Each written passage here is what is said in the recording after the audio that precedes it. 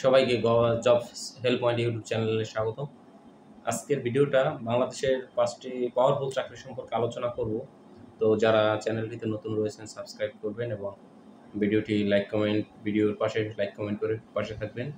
বাংলাদেশের পাওয়ারফুল ৫টি চাকরির মধ্যে প্রথমে আমরা বাংলাদেশ সিভিল সার্ভিস বা বিসিএসকে প্রাধান্য দেব। প্রথমেই বাংলাদেশের সকলের আকর্ষণীয় এবং প্রধান চাকরি যাদের, সেটা হচ্ছে বিসিএস। বিসিএস এ বিভিন্ন রয়েছে কাস্টমস, পররাষ্ট্র ক্যাডার, তারপর রয়েছে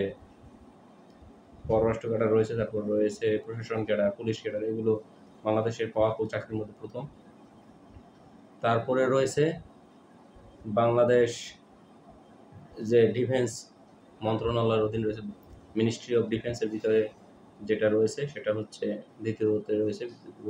ডিফেন্স মিনিস্ট্রির ভিতরে অনেকগুলো প্রতিষ্ঠান রয়েছে, যেমন বাংলাদেশ বিমান বাহিনী, বাংলাদেশ সেনাবাহিনী, বিজিবি, পুলিশ, এই সকল। তৃতীয়টা বাংলাদেশ জুডিশিয়াল সার্ভিস বা বিজিএস, যেটাকে আমরা সহকারী জাজ হিসেবে ধরি প্রথম নিয়োগে।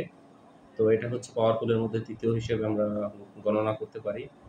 তারপরে রয়েছে ৪ নম্বরে রয়েছে আমাদের যে এনএসআই, জাতীয় national security of intelligence, NSI AD বা অ্যাসিস্ট্যান্ট ডাইরেক্টর, এবং রয়েছে এসিসি বা অ্যান্টি কারাপশন কমিশন, দুর্নীতি দমন কমিশনের যে সহকারী পরিচালক পদটি রয়েছে, এটা আমরা ৪ নম্বর পজিশনে রাখতে পারি। এটা অনেক বড় একটা পদ, এখানে খুব পাওয়ারফুল একটা চাকরি।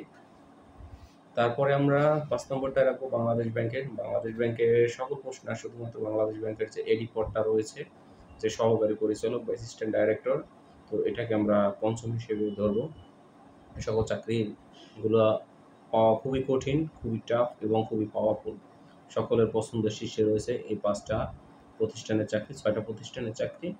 এনএসআই এবং দুর্নীতি দমন কমিশন, এগুলো সকলেরই প্রিয়। তাছাড়া বিসিএস তো সবার পছন্দই থাকে।